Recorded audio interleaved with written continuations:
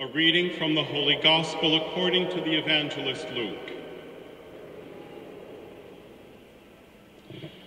Now, there was a man in Jerusalem whose name was Simeon. This man was righteous and devout, looking forward to the consolation of the Israel, and the Holy Spirit rested on him. It had been revealed to him by the Holy Spirit that he would not see death before he had seen the Lord's Messiah. Guided by the Spirit, Simeon came into the temple, and when his parents brought the child Jesus to do for him what was customary under the law, Simeon took him in his arms and praised God, saying, "Master, now you are dismissing your servant in peace according to your word.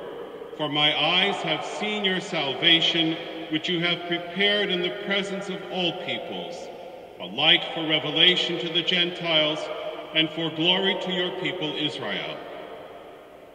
And the child's father and mother were amazed at what was being said about him. Then Simeon blessed them and said to his mother Mary, "This child is destined for the falling and the rising of many in Israel, and to be a sign that will be opposed, so that the inner thoughts of many will be revealed, and a sword will pierce your own soul too." The Gospel of the Lord. Good afternoon, everybody. As I mentioned yesterday, I've been this morning talking to Christian, seeing if we can cut our hair together at maybe during this novena, but he's not helping me too much, so we'll see how that goes along. In fact, I was visiting one of our local parishes recently, actually a couple of months ago, and I had really long hair at the time, and I was standing at the back of the church greeting the parishioners, and one of the older parishioners came up, and the wife had her finger out already, and she was pointing it as she was walking, and she got up to me and she said, "Father, your hair is too long, your hair is too long." And I just bowed my head. I said, "Yes, I know." But then the husband came to my rescue. He said, "Father, listen to me. Cut your sermons, let your hair grow as long as you want."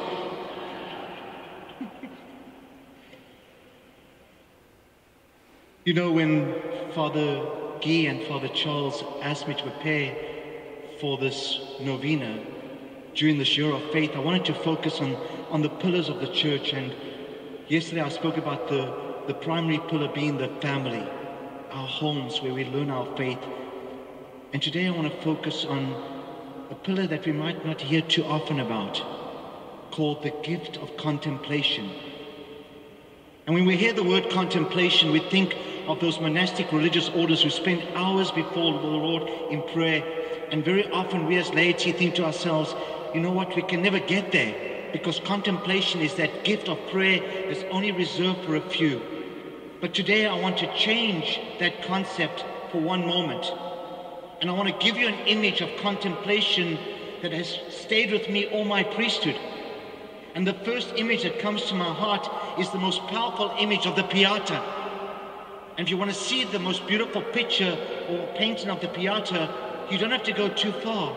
Just go down the steps into the crypt, and there is the magnificent, magnificent Pieta of the 14th station where Jesus is laying in his mother's arms, and this broken woman is lying there completely helpless. And this complete abandonment to God is the gift of contemplation. That's the first image I want to share with you today as a church and as a community, as pilgrims on the journey of faith, is that we need to completely abandon our lives to God and say, there is nothing more I can give you. There's nothing more I can do. And how often do we feel that way?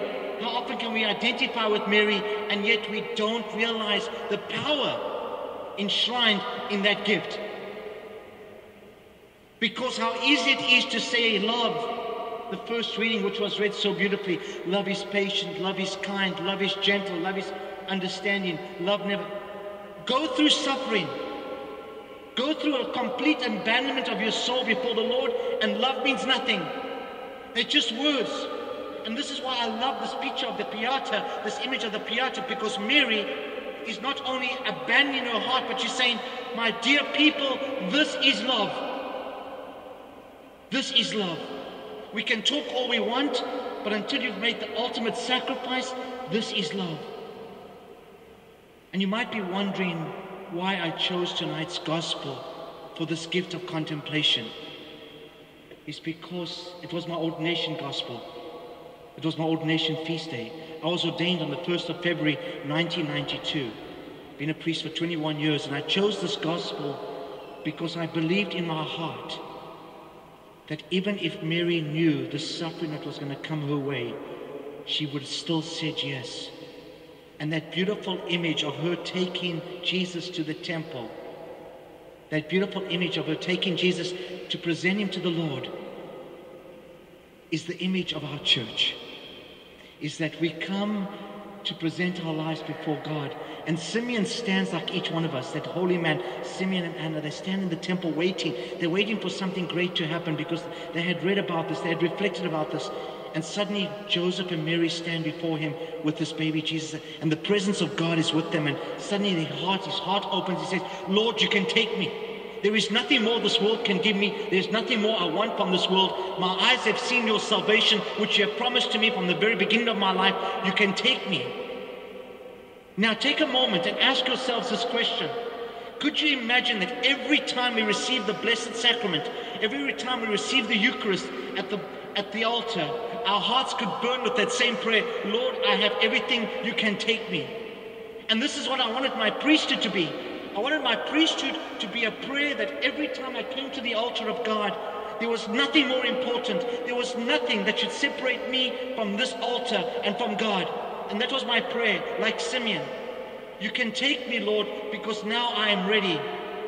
But that powerful prayer that Simeon says to his parents at the end of that great, at last, all powerful Master, you can let your servant go in peace. He warns them, he says to them, be careful. This child is destined for something great. A sword is going to pierce your heart.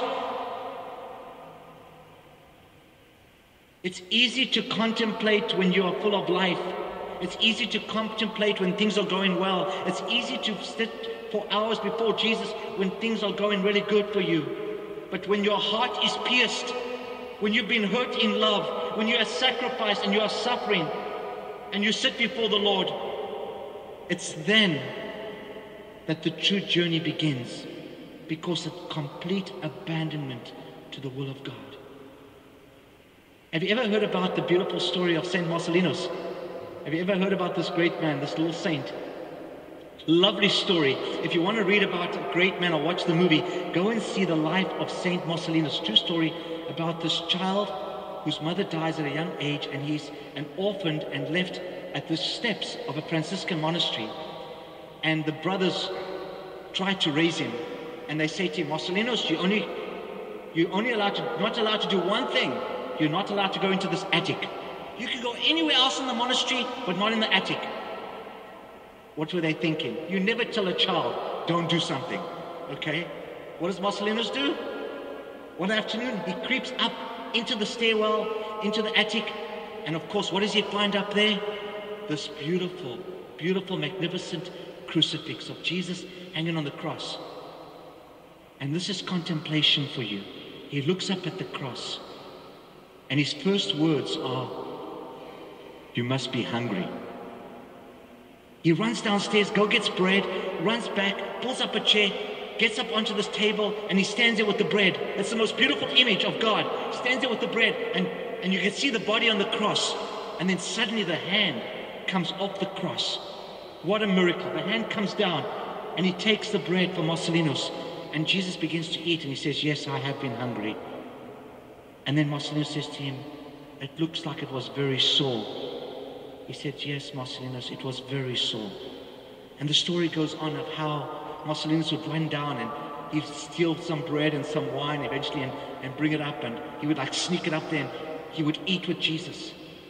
And while he's there, he begins to tell his story, and he says to Jesus, Jesus asked him, Marcellinus, if there's one thing you want, what do you want? I will give it to you. You've been such a good boy. Tell me what you want. I will give it to you. This is where your heart begins to bleed. He says, I want to see my mommy. And Jesus says to him, if you want to see your mommy, you do realize that you're going to have to go to sleep with me? He says, yes, I will go to sleep with you. At this time, the monks have come up to see what's happened to Marcellinus, and one of the monks sees him in the arms of Jesus. And Jesus takes him to heaven to see his mother. And it's the most powerful image of contemplation, because when you abandon your heart so completely to God, not even death has power over you. Only Christ's love. Love never ends. That's where the story of St. Paul to the Corinthians makes so much strength. Love never ends. And so today, as we gather on this pilgrimage, if you're carrying a heavy burden and you find yourself like Mary holding her broken Jesus, that same Jesus she held as a baby running around when he was so small, that same baby is now completely broken as an adult. If you find yourself there today at the altar, hold Jesus.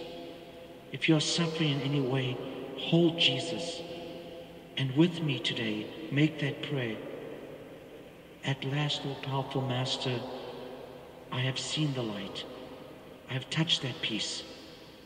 I have felt your presence.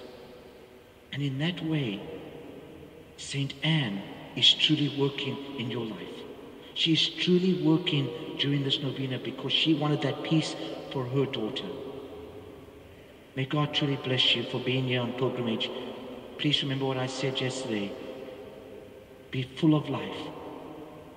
Welcome one another. Pray for one another. And remember the great mercy of God in our daily lives. In the name of the Father, and of the Son, and of the Holy Spirit.